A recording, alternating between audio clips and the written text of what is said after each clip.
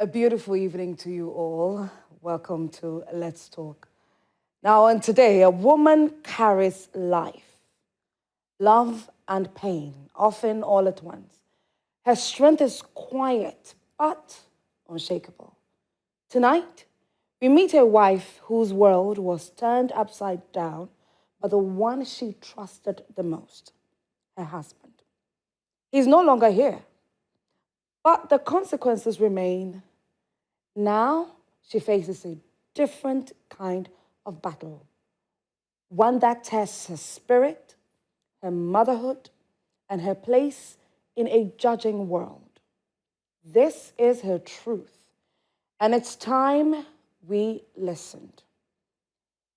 Ladies and gentlemen, welcome to another very interesting, eye-opening, intriguing, and quite sad at the same time episode of Let's Talk with Asieduwaa Akumia. Before I bring in my guests, I want to say a huge thank you to my amazing sponsors. I want to say a huge thank you to Ike City Hotel.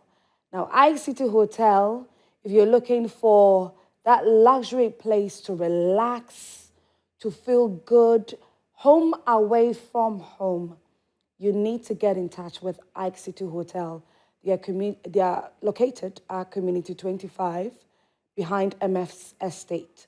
They've got swimming pools, conference halls. They've got a gym, beauty spa, salon, barbering shop, a very, wonderful restaurant where they serve both continental and local dishes. So you need to go onto their social media platform. You go on Instagram, you go on Facebook, you just type Ike City Hotel, and their page will pop up so you can get in touch with them if you're looking for home, away from home. A huge thank you to k1lled Beauty Spa for my hair. So the hair and the hairstyling is from k1lled Spa. You can locate them in East Legon. You can just punch their name on Google Map. If you're not driving, or if you want to use an Uber or Bolt, whatever means of driving alien app that you would want to use, you will find them on there by typing k1lled, k1lled Spa. They've got all the beautiful luxury hairs. They also have a spa. They have a cosmetology school. So if you're looking forward to learning some hands-on skills, like how to makeup, how to fix hair, massages, they've got you covered. So you can get in touch with them. You can find the phone numbers currently on your screen. Do call them. And like I did say early on, if you're looking for any luxury hairs at all, they have got you covered. For my dress, I want to say thank you to Dairy on Point. Dairy on Point is also located in East Legon. Thank you, Dairy, DOP Clothing, for clothing me this morning. In fact, since we started Let's Talk with Asieduwaa, he has been clothing me, and so has k1lled Beauty Spa been giving me hair. And so thank you so much. Now, if you are a woman and you look at my face and you're loving my lashes, Miss Lashes, yes, she gave me a very, very amazing service. And trust me, when you lie down there and she's fixing your lashes for you, you will not even feel like there's something going. You can literally sleep. And so I want to say thank you to Miss Lashes. You can find them on Instagram as well at I am Miss Lashes. You can take their phone number as well. Give them a call and book your session. And trust me, you'll come out feeling amazing. This is Let's Talk, where we bear it all. We listen to your stories. We bring well-enabled persons in here to dissect the issue, and we try to bring you some level of peace as well. That is what we are here for. My name is Asieduwaa Akumia. We are turning around shortly. When we come back, my beautiful women are seated, and we will introduce them.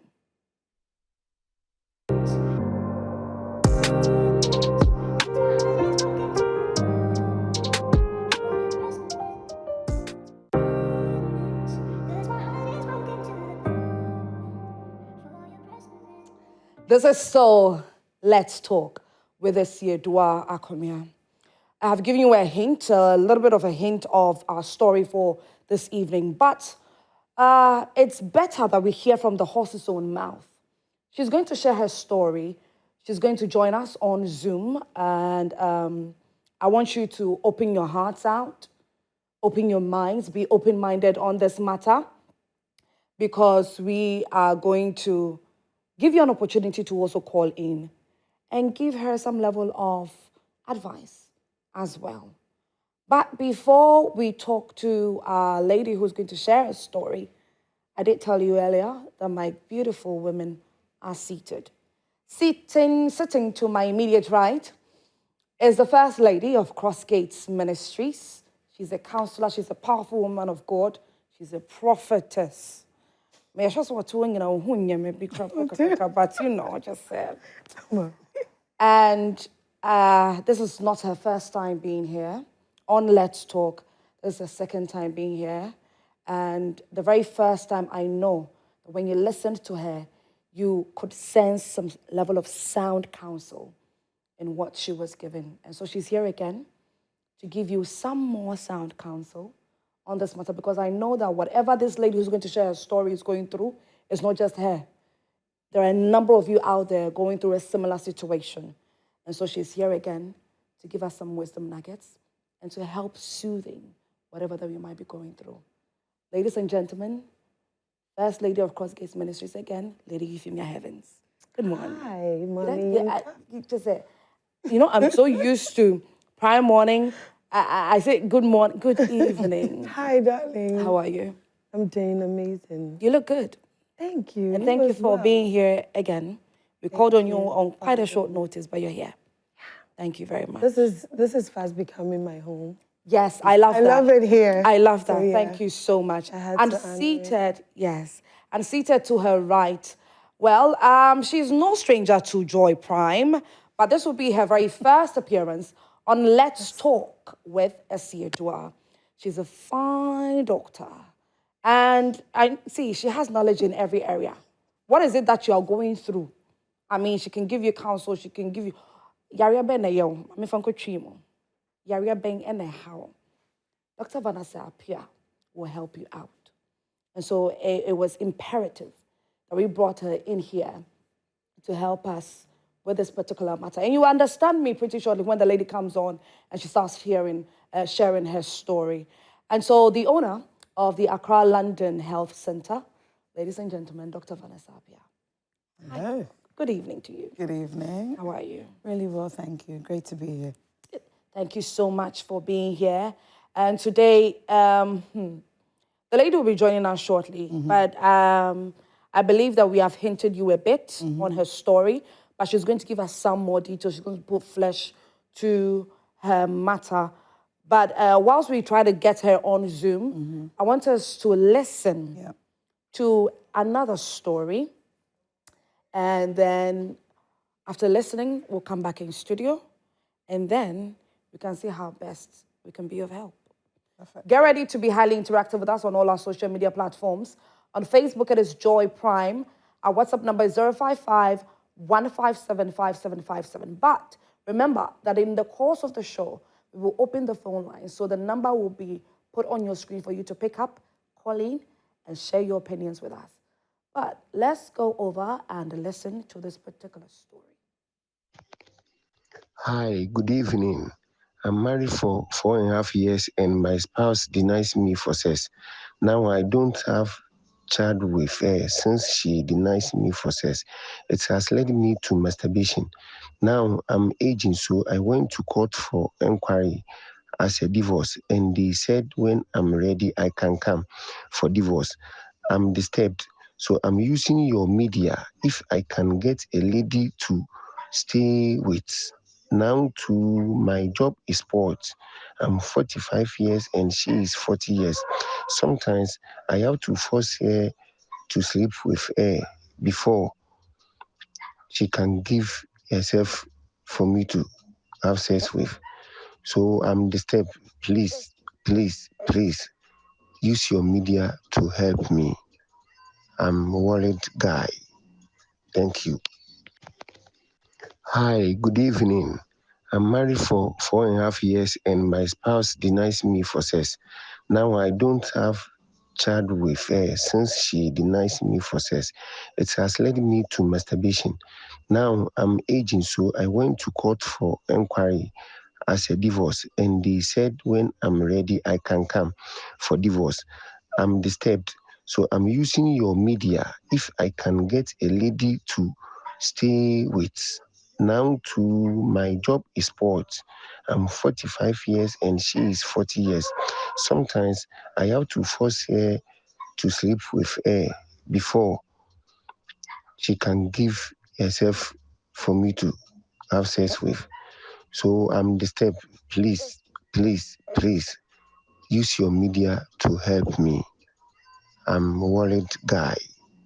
Thank Like you rightly heard, our gentleman here is disturbed. Married for 4.5 years, been trying to have sexual relations with his wife, but to no avail. And because of that, they have no child. And I wonder, what would make a woman decide not to have sexual relations with her husband? Maybe there are some issues, maybe there are some problems that she's unable to communicate. What exactly could it be? What could be the pros and cons in relation to this? Well, my guests are here.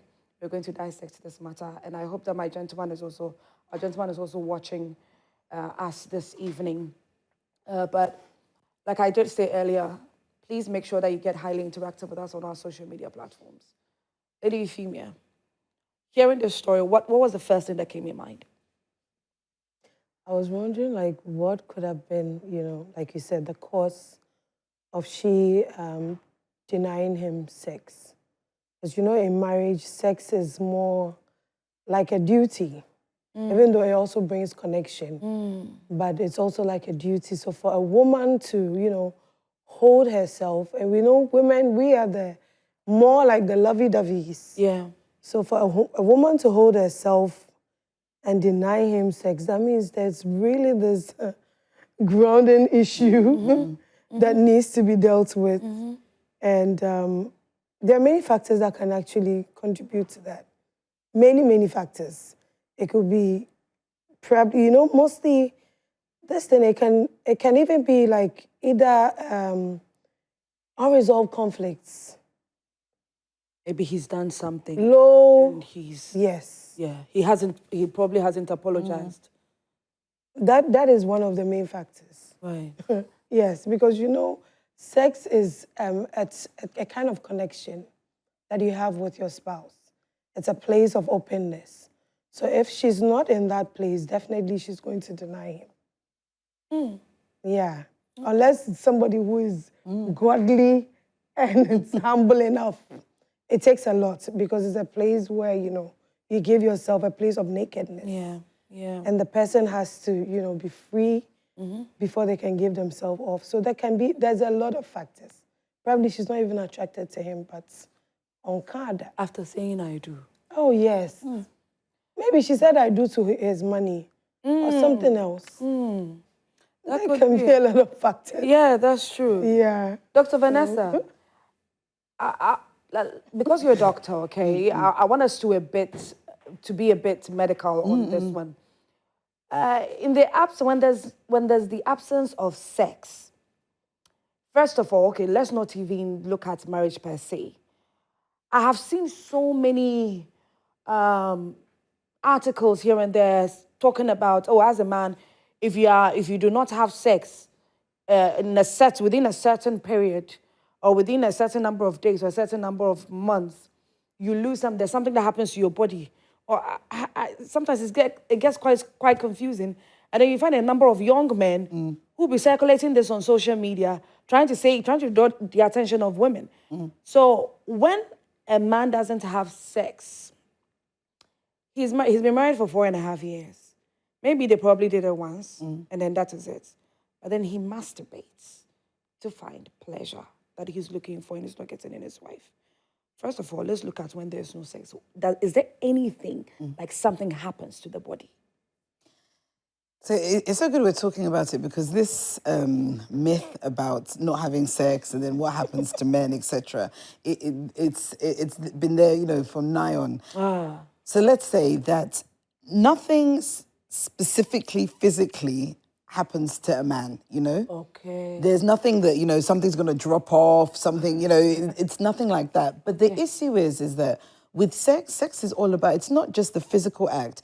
As you're just saying, it's the mind-body reaction. And it's about how you feel about yourself, pleasure, confidence. There's so many things wrapped up in it. But also, as human beings, we're full of hormones, you know? We're full of, we're expecting to enjoy, for something to happen, for then a secondary reaction, you know. And when those things don't happen, then there are certain emotions that happen, certain feelings that one gets, and then that can make someone feel as if, you know, something has dropped off, something is broken, you know.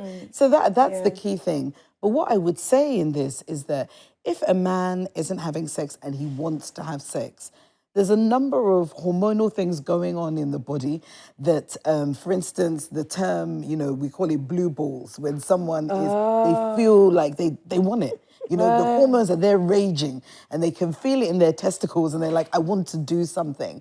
All those feelings, if nothing So do they happens, actually feel pain? So now I am talking that patients have told me, so I'm going to, you know, I will let other people call in.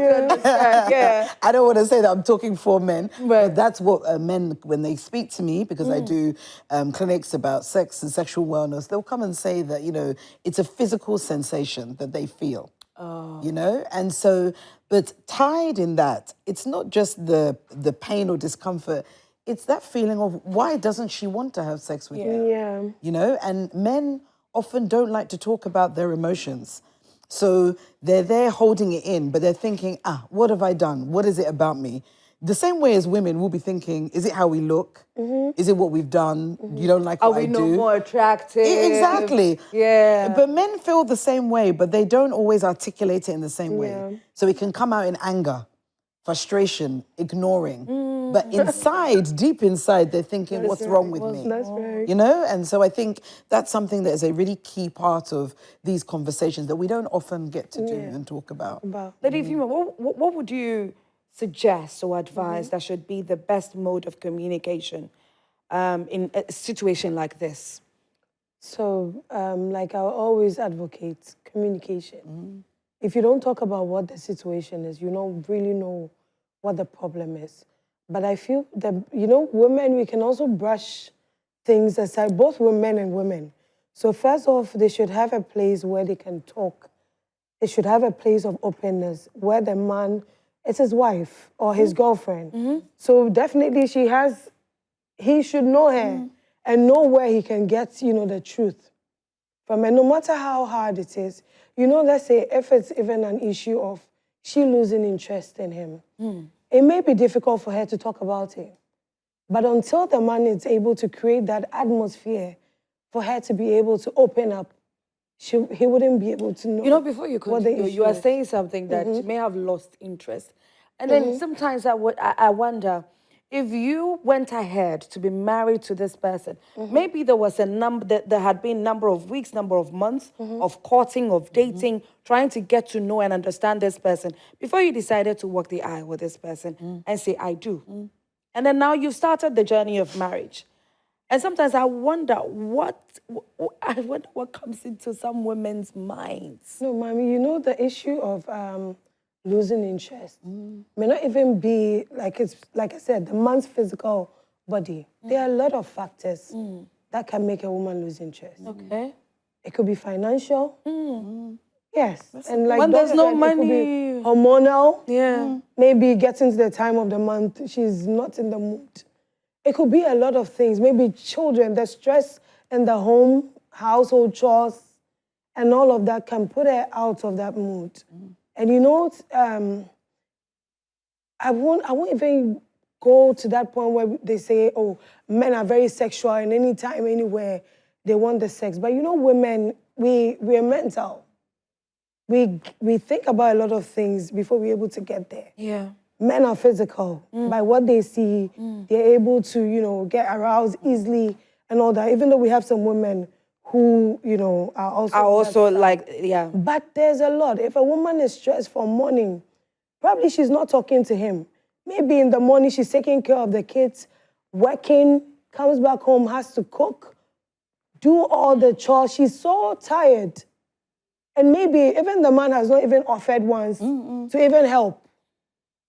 Offered to, show concern.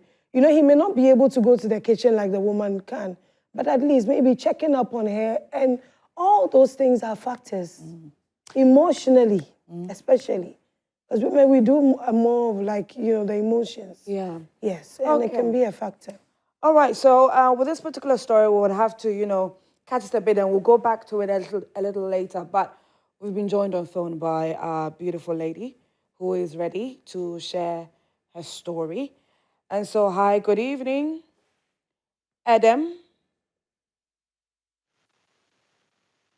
Adam, Adam. Yes, Adam. Adam, can you hear me clearly? Yes, I can hear you. Okay, please go ahead and share your story with us. Okay. My story goes like this. It's like I got into a relationship with my late husband, and not knowing he was having the virus that I was not aware of. And he never told me this. It was when I became pregnant and I went to the hospital for total checkup, the examination that they do for women when they get pregnant. That was when I got to know. But along the way, when we were dating, I realized that there were some signs on him. But when I asked him, he doesn't give me any response. Until then, by then I was pregnant. We got married too. And I realized there was no way out for me. So, and he came, I confronted him, and he came and he apologized to me. And where will I go to with this? I can't tell anybody in my family. So I have to just be there. And it was not easy, but till we gave birth to 3 kids. What? So it was after the third, I think before the third born, he refused taking the medication. Anytime I confront him about it, he will just be angry. He will leave the house for weeks before he comes back. And along the way, it became a problem. And I have no one to talk to. It's like I have to swallow my own pill. And he rather was the one saying all sorts of things about me to people, that I have gone out sleeping with men. That's why he has fallen sick. And I don't know what to do. I don't know whom to turn to. I was just there crying every day. It's like tears became my food. When I'm going to school, I'm a teacher. When I'm going to school, I'm crying. Oh. When I'm back, I'm crying, and a whole lot of things. And it's like his friends didn't even help the matter. The moment I get to where they are, they will just vanish as if I'm a plague. And by then I never knew about what he was telling people. Up until it became so, his condition became so serious, and the family members too, he told them different stories. So it's like there was nothing I could do about it. So when he died, I was labeled the one that killed him. What? So up until today, 9 years that he has passed, not even a penny from anybody from the family. They even said the children are not his, and I am not his wife. So women are going through a lot. But because of the kids, I have to keep quiet. Along the way, a friend of his tried to defend me, but I have to call him and beg him to. He should forget about everything. It has happened already. There is nothing I could do about it. I was just protecting my kids so that they will not be stigmatized by the public. Even my own family, as I told you the earlier time, nobody.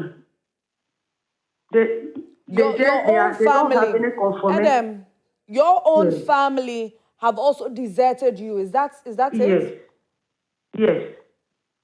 They don't have the confirmation. They just heard the rumors, but uh, they don't even want to come near us. So I'm in my eyes. I told you, I'm in my corner. I go to school. My kids. I just make sure my kids are happy. That is all that I am interested in, and I am happy being alive, Are being with your them. kids are your kids negative? All of them, they are all negative. Okay. Even me, anytime I go to the hospital, before I even started taking the drug, I was negative. But what I was going through, I became sick. I don't know if it's the stress, the thinking, how people are treating us. That's why I was going through. But I became so lean, and if you see me, nobody will tell you that that is what I am suffering from. But anytime they take the test, it is negative. So if not for one of them nurses that advised me that since we already have that history, so she will advise me to be taking the medication. So that was when I started. So I started in 2019. Yes. Oh, Adam, please continue staying on, okay? Okay. I have Dr. Vanessa Pia here. I have Lady Euphemia Heavens here with me in studio. We are going to do our very best to help you out. Also on Zoom, we have Reverend Daniel Annan. So please do not go away. So that if you have, maybe our guests have a question they would ask you, they would want to ask you, so you can answer for us. Is that fine? Okay. Yeah, I don't have a problem. Thank you. Thank you very much. So continue staying. Let me acknowledge Reverend Daniel Annan this evening. Rev, good evening to you. Rev has joined us on Zoom. Good evening, Reverend Daniel. Good evening, my dear. How are you doing? I'm okay. I'm well, but after listening to Adam's story, I realize you have mixed feelings now. yes. Because you sound excited starting, but yeah, exactly. Anyway. Exactly. I just want to take your first thoughts after listening to Adam. Good evening to your cherished viewers. And like I quite oftenly say that, you see, love has become problematic. People must marry with wisdom. Always say this. She said, while dating, she saw signs. Yeah. Why didn't she quit? That's the problem.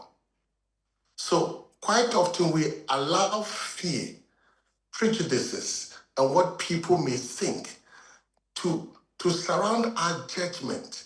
So instead of making fair judgment of ourselves and what we want, we do not.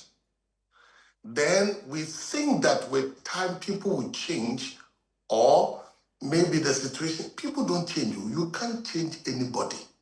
You can change yourself.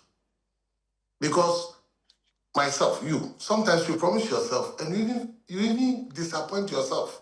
Yeah. So what you're expecting from that person. So when you begin to see the signs, then you need to make an assessment. Is it good for me or not good for me?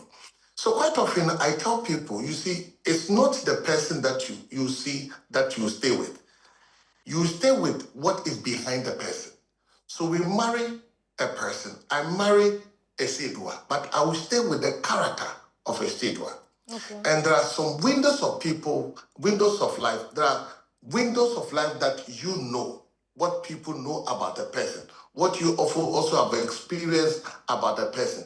The aspect of the person that is only divine, that God knows. So you pray that God will lead you and for you to know that this person is the right person for me to marry or not to marry. Number three, when you are marrying somebody and the person, you see the judgment, you see the guy came in not because he wants to have a relationship with him, but he was retaliating as a result of what maybe a certain woman has done to her. Look at her actions. She was not remorseful. You have inflicted somebody with a virus. Instead of saying, I'm sorry, and living by sorry, so that we'll live with that remorse and rebuild ourselves, he went on the tangent of destroying the lady. Why? Because possibly some woman might have done something to her. So in his judgment, this is how women are. So I will retaliate through that. That's what some people do. So he entered into a relationship, he thought that the man loves her. But no, the man entered into the relationship that I want to retaliate by punishing, afflicting somebody also with the disease, so that they will know that this is what we also can do. After that, when you just look at, after he had done that, what did he do? He went on the tangent of destroying Yeah, the her lady to name, her friends, to relatives. dignity. Yeah. Perfectly. Yeah. So that was an agenda. It was an agenda he pursued. This woman, all from all her conversation, she remained quiet. Yeah. And the quietness also did not help. The quietness, you see, when things are going, problems do not get solved with length of time. Problems solved because we are applying the right solutions. She should have sought for help. She should have sought for counseling. See a professional counselor to help you, or get somebody who will be able to understand and appreciate your story. Look at her life. She's now in a cage. Her life is like in a cage. Family rejected, the husband family rejected, no financial help. So all that she has built her life on is that my kids. But there's more freedom to her life than the kids. Okay. There should be more freedom to her life. This thing has happened. So what do we do?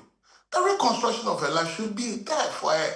There are other avenues that she can channel her energy so that she becomes assertive as a woman. Yes, I entered into a relationship. This is what happened. I never knew. But I am an advocate that this thing that I went through, should I have the opportunity of entering a relationship, I will do A, B, C, D. I'm telling you, this is the way to go. So that he becomes an advocate and begins to give her strength, become assertive, begins to own her life again, and begin to see the brighter side of life. Other than that, she will live in this space, and the children will also begin to live in that space, rejection and those things. If you are not careful, when this woman is no more, the children will be living with the stigma. So it is high time she comes out. She comes out boldly, not telling a story necessarily, but looking at the reconstruction aspect of her life, how she can come out of the situation, how she can win herself back. What are her strengths? What is she? What does she stand for? What can she do? Analyze this, seek for counseling, find the proper person, rechannel your energies so that she can be able to own her life again. Even than that, her life is in cage. I'll come back to you, Reverend Daniel. I want to come in studio and let's speak to our women here. Dr. Vanessa, I want you to... I know that definitely you've dealt with cases like this, where you have, patients come in testing positive for HIV, and then possibly, opening up to you about the stigma. We've had a conversation on Prime Morning, some weeks earlier, where it looks like we are moving forward with the level with which stigmatization when it comes to HIV is there, but it's not going anywhere. Again, it's the conversations that we had, and I again want to thank Adam for speaking. Yes. Because for very few people will come on air and talk about their story. And the talking is what is going to get the change that we need in HIV. Because it's, for me, I always say, HIV is not about morality, it's about health. And unfortunately, what we've done is that we've caged, using Reverend's word, but we've caged HIV around morality and judgment. And so there are so many people that are living with HIV and have no space to go and be open and honest and be supported. I say it again and again, you know, HIV is a chronic disease. Many years ago, we did not have treatment. That's true. And when I look back to when I first started in HIV, I always say I'm uncomfortable with the word fortunate, but I'll explain it because I started in my career when there was a crossover. So when I started, I would have a ward of 30 people in London, and people were living with HIV, advanced HIV, and most of them are not alive today. And then shift a year or so later when we had antiretroviral therapy and we saw the right combination to give to people, and people are living. People that I knew then, you know, I started in HIV, you know, around 2006, around those years, and they're still alive today. So we don't have a cure, but we have highly effective treatment that people living with HIV can have the same life expectancy as those not living with HIV. And we have come such a long way.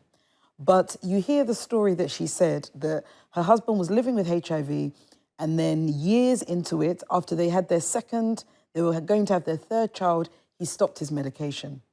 No, so I don't even know how to feel about it, but then, you know, so I wonder what exactly too could have influenced this man's decision of saying, I don't want to take the drugs anymore.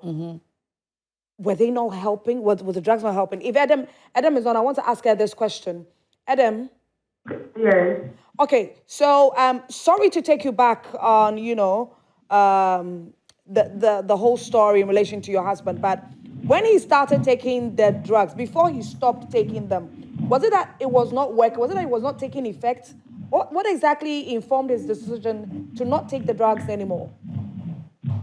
Actually,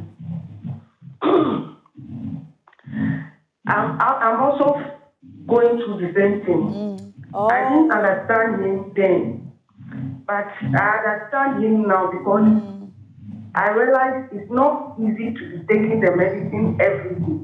Wow.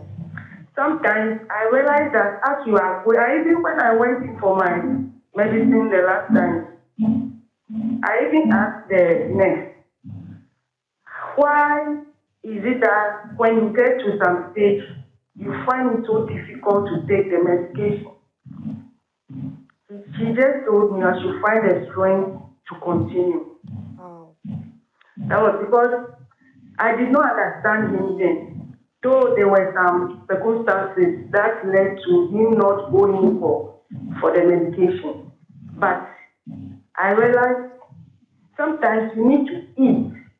And I don't get food every day like that to eat. Because if I don't eat well and I take the medication, I don't sleep the whole night. Wow. So when I don't eat, I don't take it. Let me be frank. Because I go through a lot before the next morning comes. Okay, Adam. So, yes, so I think maybe that was what he was also, or maybe he had decided to end it all. As the counselor or the pastor was saying, it's like he used me as a revenge. Because I even told him that I realized he was like taking a revenge on me. Oh. I told him this. Oh.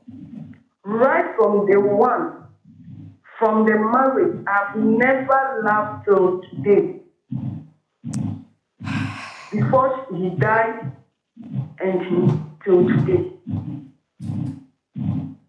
It has been pain all throughout.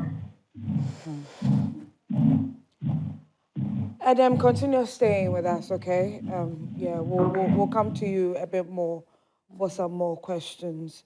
Dr. Vanessa, please finish off your statement, and then I'll come to Lady Euphemia. Again, I have to thank Adam because the honesty that she displayed about the tablets and her feelings, again, is really, really powerful. And I know that there are going to be people that are watching that are going through the same thing. Yeah. And the thing about the tablets, we are here saying that it's amazing, it's there. It can look after you, it can suppress the virus, it can control So why don't things. we just take Exactly. But life isn't like that, you know? So for many people, you can be in a space where I can take the tablets, I'm okay. You know, you're supported, you've got family and friends, you're living life, you're thriving.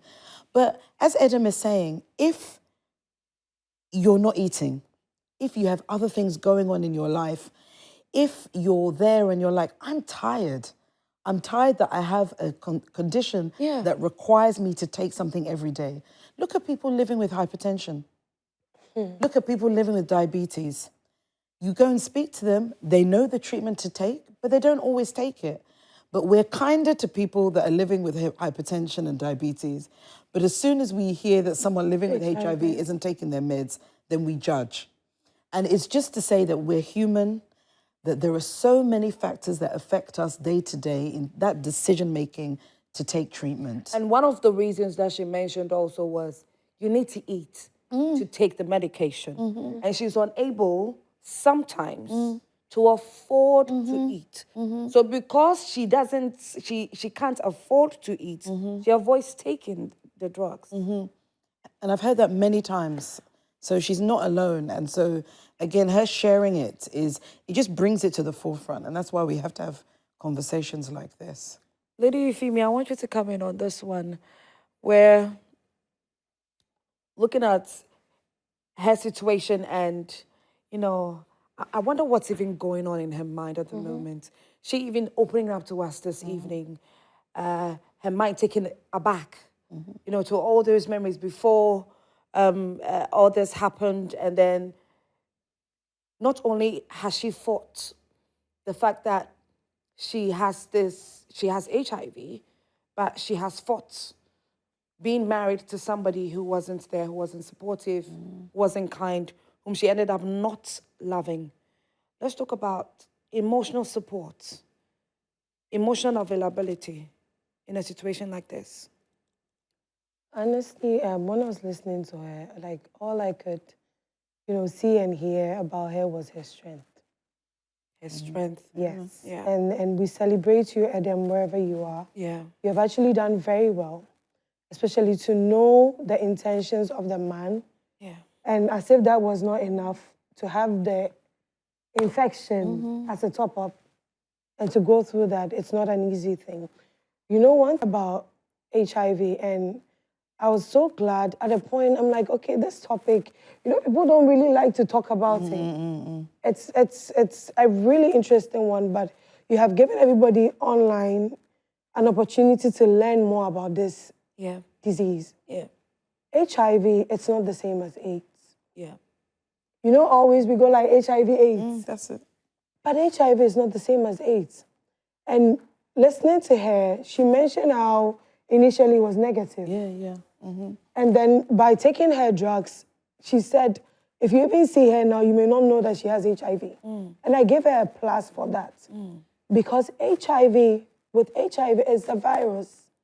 It is when it has become the AIDS that it becomes more like the syndrome, something that's really going to live with you longer. But with the virus, with she taking her meds, it's a plus. Because, I mean, Doc is also here. I realized that when you're taking it, it now becomes undetectable. So, Adam, it's your strengths that I'm going to point out. Yeah. It's you moving forward that we're going to talk about. Yeah. And the hope, because we're here to also bring you some form of hope and to, you know, help you with the journey ahead. You have done well. You have done so well. And today, just take your experience to be something that is going to be a blessing to someone else who couldn't speak like you have, who couldn't come out like you have. Because by your story, we are, Doc is telling us all about, AIDS and how you can overcome. And by us also sharing, we're also giving an encouragement to someone. So I gave you a plus. You're talking about emotional support. What she's going through with the family was stigmatization. Yeah. And that's one of the worst things that can happen to somebody living with HIV. You know, HIV, like I'll call it every disease. The only difference with HIV is that it's more like it's chronic. Like malaria, like hypertension, like Doc said. Yeah. Just that you would have to live on the antiretrovirals to expand more like your health status and your life. But it's like every other disease. And with every other disease, it's not easy. We shouldn't see it or hear about it and be so scared about But it. Like how we used to be. It was like that because at that time, there were no antiretrovirals. Yeah. And we're quite ignorant about it. We were ignorant. Yeah. And people, you wake up and, the person has AIDS, they died. So that has been the foundation of fear that has been inside people. And I think today we're talking about it. If you're here and you're afraid of HIV, I think this should enlighten you a bit. It is not the same as AIDS. The moment you know that you have HIV, you take your drugs, like Adam has done. So we're celebrating her, like I said, I'm celebrating her strength all through the emotional support. The Reverend said something that she should not be caged. We are in a social world, so you expect that when you go through troubles, you expect people to be there for you. Yeah. But you see, like every other widow or like every other person, the age should not make, the problem would be if internally she's stigmatized. The internal stigmatization. And that is what if she's experiencing, she's listening to us, if she's experiencing that, I want her to drop that. Because internally, externally, the family is saying you infected probably the man, they've rejected you and everything, but you yourself, how are you feeling? Are you feeling the shame? Are you feeling the fear, the anxiety? What is the rejection that you're experiencing doing to you, Adam? That is what I want us to talk about today. And in this time, she needs a lot of support. If she's not getting it from the family, there are a lot of other support groups. Does she go to church? Right. Does she have some few friends that she can talk to? Even with the friends, Mommy, as we're sitting here, let's say if one of us should say that we're carrying it, it may not be easy. Oh, yeah. It may not be easy. In as much as you love the person, you may be extra careful. In my quiet time, I will think about it a bit more. Yeah. You may be, so you love the person all right, but you will be careful. Yes. Do you get, what if the person has a cat and I also have an unknown cat? And then, because one thing about the AIDS is it's not about the hugs, it's not about the, the closeness. It's sexually transmitted. It's with the fluids, it's with the blood, and all of that. So she needs, back to what I was saying, she needs that support group. If you're asking me about emotion right now, if she's not getting it from her in-laws, if she's not getting it from her own family, she should look around. We are even here. Yeah. I was going to say that. We are even here. Let's say even her discussion today has given her opportunity to meet people who would support her. If she doesn't even have anybody in this world, she has the three of us. Yeah. And thankfully, we have the Ghana AIDS Commission. We have support groups. We have churches.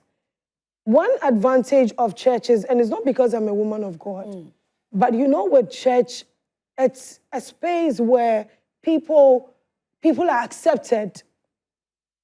It's a space where people are accepted. People but when you speak about churches, there will also be the conversation of how churches used to be. Rev, I'll come to you shortly, so you also address the question I'm asking Lady Euphemia. how churches used to be, even when you get pregnant out of wedlock, and then, certain churches. So does it have to, what you're saying, does it have to do with modern day churches or how some of the very old churches where they would hear that, oh, this person in the choir, this person in, whatever department has HIV. And I wonder exactly how a number of them would end up feeling. Mommy, the church is a place of love. If we're talking about the church, when it comes to Jesus Christ, it's a place of love. When Jesus even came, he sat with the tax collectors, he sat with the prostitutes. Yeah. The church is not a place of discrimination. So if you're in a church where you end up feeling discriminated, then you should know exactly. You should know where exactly you are. You should know exactly where you are. Yeah. Rev, I want you to come in on this one and take this one for me. You have a few minutes to go, and so please wrap it up for me on this one. First of all, Lady Rev, thumbs up. You just nailed it. Why? The problem of this lady is the inner self, the healing of the soul. Yeah. That is the greatest of all. Because why do people in the Reconstruction era get stuck? They get stuck because they themselves, they are wounded, they have come to accept that this is me, this is my position, and they come to accept that this is my world. And when people get into that stage, if they themselves do not come out, it stays with them. Yeah. So, Rev, you just nail it. The healing of the soul. I love this in the scriptures. He restores my soul. So that's where we need to start from, and it should start from herself. That she should not see that this is my world. No. Yeah. She's looking at herself in the room that she finds herself and thinks that the world is her room. When she gets out, she sees that the world is bigger. There is space for her. The next thing that she needs to do, that's the first thing, that she must accept that this is not me. This is not what I should be. I could be better. Then she can move on from there. Then the second aspect is where she needs to seek relative help. And for instance, this platform is one of the greatest platforms of healing. Because now you have professional people speaking to your need. Yeah. Something has touched her soul or has sparked something that she could get out of it. She should not let this light build on this. Yeah. That what we can do to help her to come out. So it's sometimes people want help, but where do I get the help? That's right. Because some people sought for the help and they were betrayed. So when they get to that stage, then they require. That's why I'm saying relative help. I mean, help that you know is genuine. He can go to church. Church is there for us, but not every pastor is a counselor. That's right. That is a problem. If you're not careful, you thought that you discussed the issue with the man of God, and it will be the next topic. Yeah. And that aggravates the issue, that makes it worse. So find the appropriate person that you know you can confide and talk to.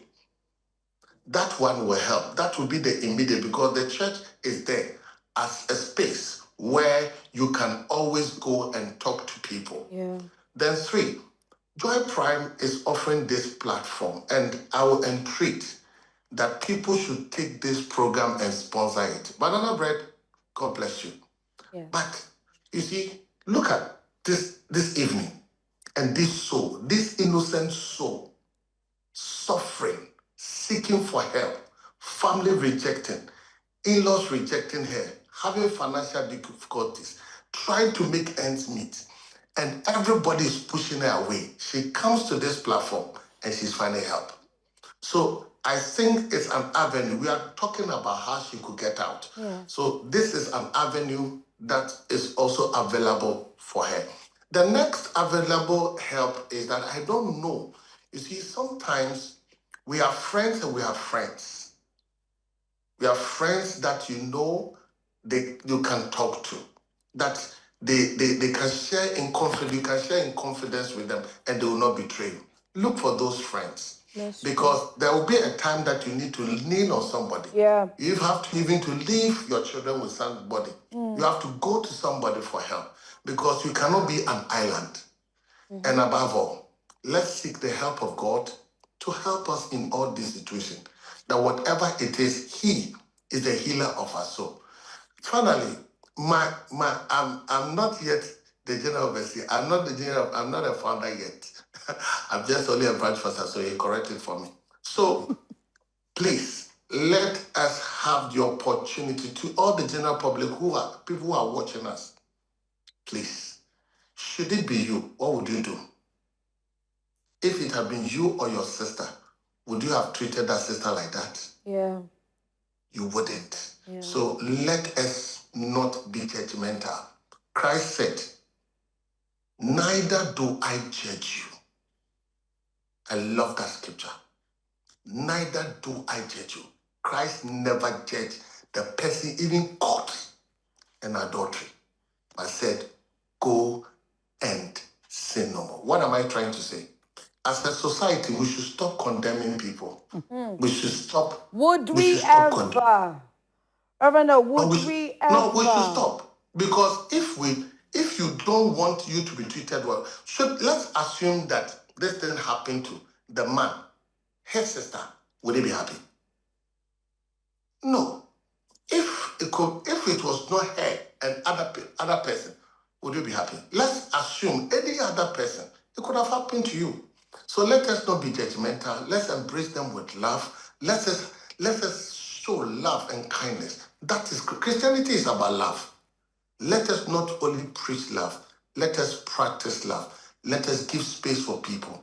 Let them see that they are warmly embraced. And with open arms, let us not be judgmental about people. Help them and to come out. And at the end, we'll save our nation and we'll save a wretched soul. And God will also bless us. God bless you. Reverend Daniel, thank you so much for your time this evening. We always love it when you join us right here on Let's Talk. God willing, next week, Reverend Daniel will be in studio with us, and we'll get into another very, should I call it interesting story? But anyway. You always come with interesting things. I know, Rev. But thank you so much. And is Adam still on?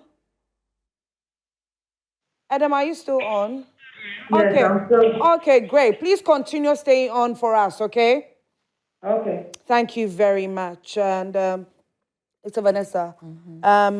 Earlier, Lady Reverend mentioned a number of support systems. I want to know if there are some other support groups, one or the other, most especially when it comes to stigmatization, because that is what she's suffering from at the moment. And not just that, the fact that she's still working, but she's not getting enough money to, cater for her needs and most probably that of her children. When it comes to the stigmatization, are there any groups that she could get in touch with? Yes, definitely. And I think that, again, it's just so beautiful you highlighting about the internal stigma, because, and also Reverend Daniel as well, because the stigma is multi-layered. So you're experiencing it, and Adam, you've experienced the stigma at the most heightened from the person that you're most intimate with, that you were supposed to trust. He then took his emotions out on you and stigmatized you as well. So you've got that interpersonal from the one that you love. Then you have society. Again, just listening to Reverend Daniel's imploring to the world. We are society's worst enemies, We don't consistently show kindness. We judge. We create systems where people feel inferior or inadequate. And we rarely put ourselves in other people's shoes. Yes, that's so true. We don't walk in others. We look, we comment, but we don't walk in it. And so what then happens is that stigmatization is on so many levels. And then we come to the internalized stigma in which you wake up and you think, I'm someone of worth. But then society is telling you otherwise. And sometimes the society's input just changes everything and you change your perspective of yourself. Yeah. And for me, I have found one of the most powerful aspects of support is also speaking to other people that have walked in your shoes or are walking in your shoes. And there are many organizations in Ghana that I'm happy to say that are there to support people living with HIV, of other women, other men and women that are living with HIV and have experienced that rejection, have experienced navigating treatment and how to feel confident again.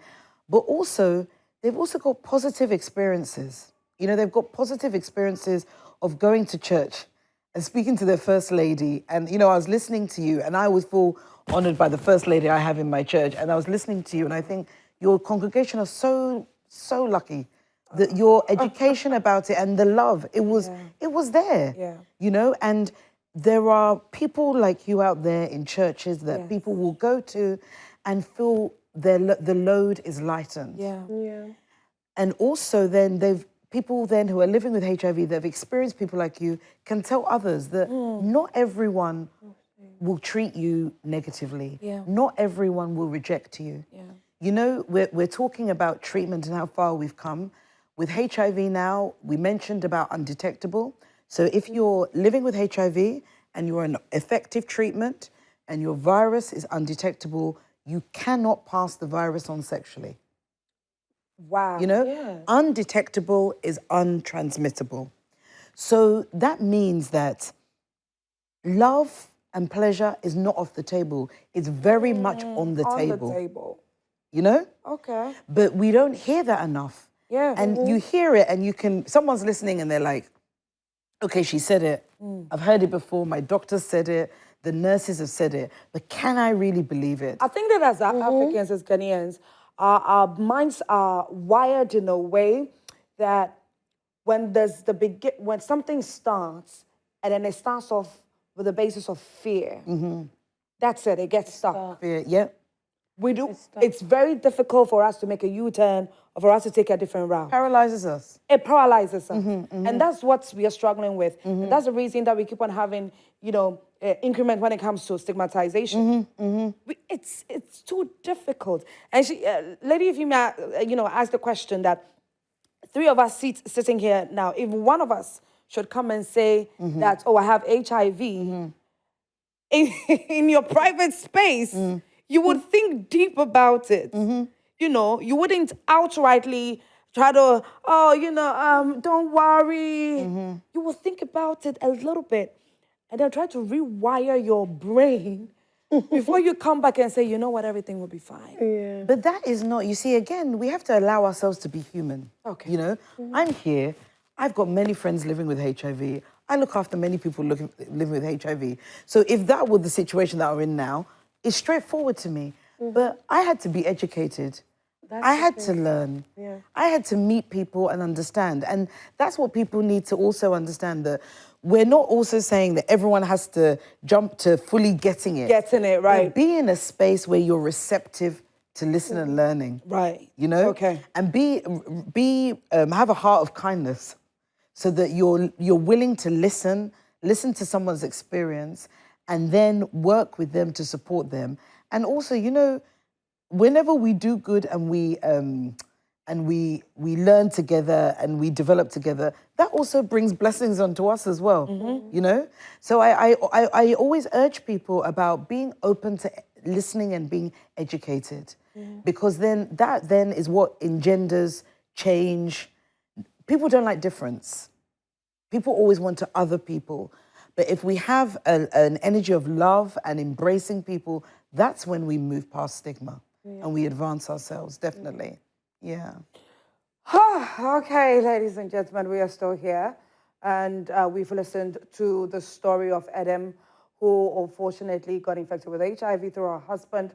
Her husband has passed on, but she is experiencing stigmatization, not only from, her own family, but from the family of her husband.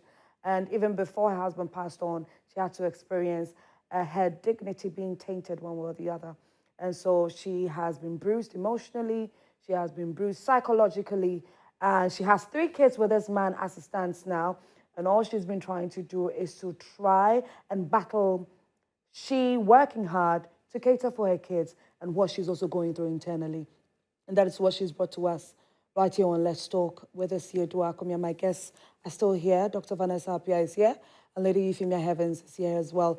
We're turning around shortly. When we come back, we will open the phone lines and we'll also try and give some more solution to Adam.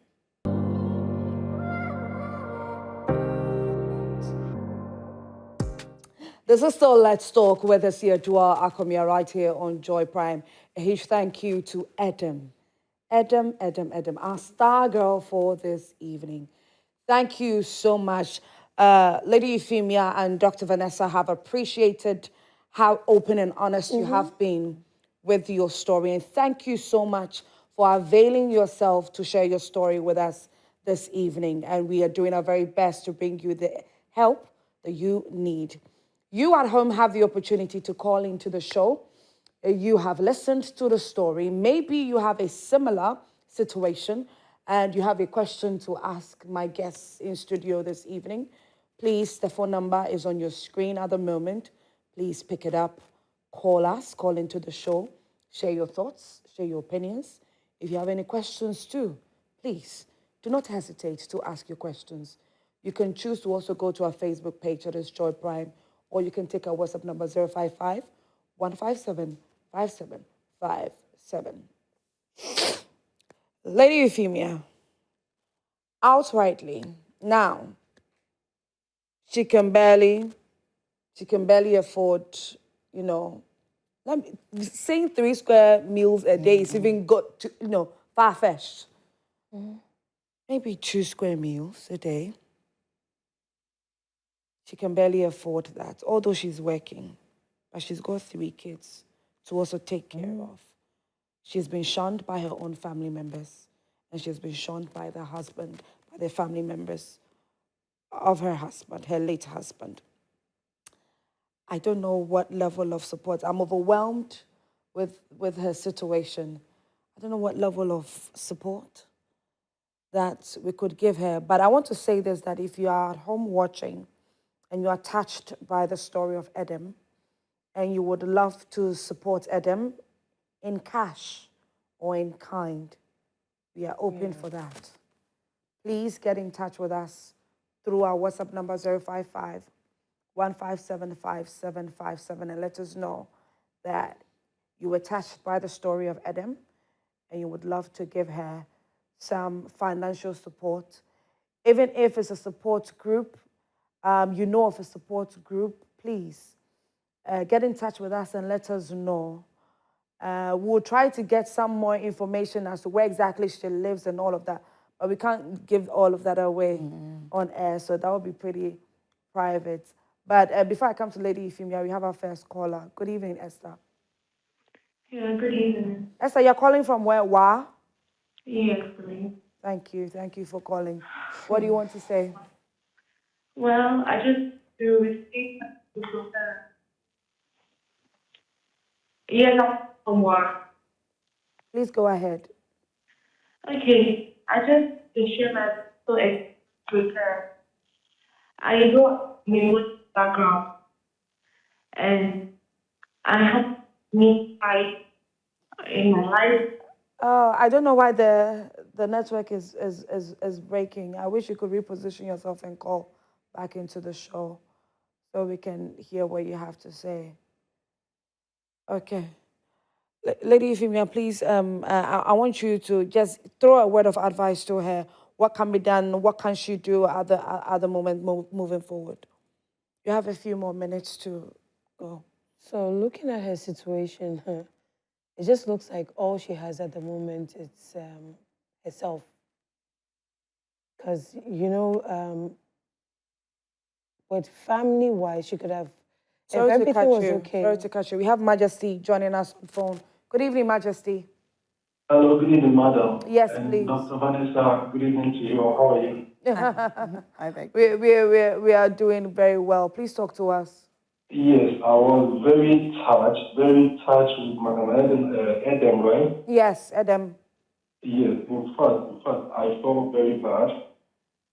And then thanks for this very information. But then after, I'll get the number when it comes to how we can sponsor. I'll probably get more of this program. But then the time Thank you. is another problem because usually when someone can get much worship, but when it comes to this evening, most guests have especially from the shower, changing the time that I've got to glue the program. Oh, you're talking about the time. Yes. Oh, please pardon us. We'll do some. But you know, there's actually a repeat on Saturdays at 7 p.m. Yes, so between the hours of 7 p.m. and 8:30 p.m. on Joy Prime. Okay. So in case you're unable to watch us on live on Tuesday 9 p.m., you can watch us on Saturday, and then tomorrow as well. Okay. At 11 a.m. When it comes to the issue about HIV, I've been someone who has been educating a lot for about 27 years now. Wow. Okay. Exactly. But I go to schools and educate about this. But then what do people? Yeah. Again, so they are still sitting for a clinic. The people connect the brand was gone, winning bar. They know that you are even the branches somewhere come up in. They know me very well. Oh, okay. Okay. Majesty, unfortunately, you know, there's some interruptions in what you're saying. So please do not cut the call. Please hold on. My producer is going to speak to you shortly. Thank you so much for calling into the show. Thank you very much. We appreciate you. Thank you. We appreciate you. Can you please, complete what you were saying? So I was talking about how, like, at this moment, what she has is herself. If the family was supportive, we could have also, you know, fallen back on them to support her and her kids. But, I'm glad that she can work. Yes. So we'll start with what she has available in her hand at the moment. So I'll encourage her, as she's listening to us, to keep up with her work. And I know she can also because she's taking her drugs. Yeah. And that can, you know, sustain her. But when it comes to the kids, I believe that they also support, you know, government support programs that she can fall back on. And that is the NGOs. Yes, yeah. You know, when it comes to the support for the kids, regards to the education. So she can seek, you know, the scholarships, check with the kids, their school, if there's any support program for education for kids like hers, you know, kids who need financial support. And I think USAID, there are UN programs, other NGOs that I was going to say with support, probably if she has somebody around her. But since she doesn't have someone, she can, you know, contact Joy Prime, I'm sure. Yes. And then we can also support her reach the right group that can give her the support. Thankfully, there are people calling in and saying that they would support her. Okay. I'm even giving my vow as well. Yeah. So, yeah. And see, Dr. Vanessa and Lady Euphemia are here for you. Yeah, so we can all help her, you know, go through it. All right, so let me take my next caller. She's calling from Kanishi. Hi, good evening. Oh, fortunately, you dropped the call. Please try and call back before we end the show and give us whatever question or submission that you want to give, Dr. Vanessa. What would you want to tell Adam? No, I want to kind of pick up on the fact of seeking help. And that requires going to seek help. So going to speak to people about what you're going through. This is an amazing step, and we have offered our support. But in terms of the organizations that Lady Rev was speaking about, you know, that requires for you to say to someone, I'm struggling. Yes. You know? Yes. That I have 3 children that I want to take to the next level. Yeah. What support is out there? Yeah. So I would urge her, and I would urge others that are listening, you know, when you are in these situations that you feel so stuck, communicating is key. It's key. Because as human beings, we're running around doing different things. So if we wait for others to see us, they're not going to see us. Yeah. You know, we have to say, I am struggling. We all know, even with our closest friends, we're there, we love them. But sometimes we don't even see when they're struggling because we're all doing stuff, working, whether we've got families, whether we've got our churches that we're running. And the love is there, but sometimes we're not thinking directly of them until they say, I'm struggling. And then you're there for them 110%. Yeah. But you wouldn't have been there if they didn't also open up. So I would really urge her, because there's the National AIDS Control Program, like we said, the Ghana AIDS Commission, that have got access to organizations that are doing fantastic work. You know, I could list them all out now. And so I will think of a way of actually, you know, perhaps on social media, just listing some of the organizations that are there. But again, that requires you to leave your home and go and speak to them. It requires you to pick up the phone and speak to them or communicate to them online, but opening it up. But there is support out there. And there are many people living with HIV in Ghana. There are many people living with HIV and thriving in Ghana, you know, but there are also many people living with HIV in fear alone in Ghana, and we need to change that. We definitely need to change that. And just as Adam has shared a story, and, you know, she's gotten some level of help, or somebody called in and willing and ready to give her the support that she needs, we are super, super grateful. You can also come on here and share your story. If you wouldn't want to come in studio, that's okay. You can join us via Zoom or, you know, through a phone call and just share your story with us and trust that we'll give you the help that you need. So you can get in touch with us on 055-157-5757. You can send a voice note to us. And then, yeah, just feel free to send a voice note to that WhatsApp number. And we'll definitely get it. And we'll bring your story on here. Those real stories, those devastating stories. And we'll give you the help that you require. I want to say thank you to all of you. Thank you to my sponsors. Thank you to Ike City Hotel. If you're looking for that luxury hotel that you want to experience home away from home, you need to get in touch with Ike City Hotel. You can follow them on all their socials at Ike City Hotel. They are located at Community 25, behind MF's estate. They've got a beauty salon, barbering shop. They've got a spa, very beautiful, amazing rooms that are pocket-friendly as well. You will love it there when you go there. Sky bar, everything that you need. Ike City Hotel has got you covered. A huge thank you to k1lled Beauty Spa for my hair as well. If you're looking for luxury hairs, if you're looking for the place to relax, you know, get some wonderful massages, or you are interested in attending a cosmetology school, k1lled Beauty Spa has a cosmetology school, and so you can get in touch with them. They are located in East Legon. Just punch it on Google Map, and it will take you straight to their doorstep. And thank you to Darion Ponce Clothing for my dress as well. He's also located in East Legon. He does amazing agbada for men as well. So please, the men, you can get in touch with him on his socials at DOP Clothing or Derry on Point, and he will sort you out beautifully. If you like, you can use my name here and give you a discount. You need not worry at all. And to Banana Bread Ghana. Banana Bread Ghana has been doing amazing. Banana Bread Ghana always brings us beautiful packages full of their banana breads and, you know, croissants, sausage rolls, and all of that to give to our guests. And so this is to say thank you so much for coming this evening to share. Receive it? Yes, thank you. Thank you. This is from Banana Bread Ghana. Lady Femia. Yes, so Banana Bread Ghana. You can check them out on Instagram as well. It's Banana Bread GH for all your snacks for your birthday parties, your weddings. Just get in touch with them. Conference meetings and you need some snacks, spring rolls, they have got you sorted. They will sort you out beautifully. And a huge thank you to you both as well. Dr. Vanessa Apia, Lady Euphemia Heavens, you have spared your time to come and sit here and listen to Edem and give her the best advice and availing yourselves also to be of support to her. So we are going to give your phone numbers to her so she can get in touch with you. So Dr. Vanessa Apia, she has an amazing health facility here in Accra, by the way. So like I said earlier in the intro, whatever disease you're going to see, men for you, and for you, We are there. men for your no, men for show.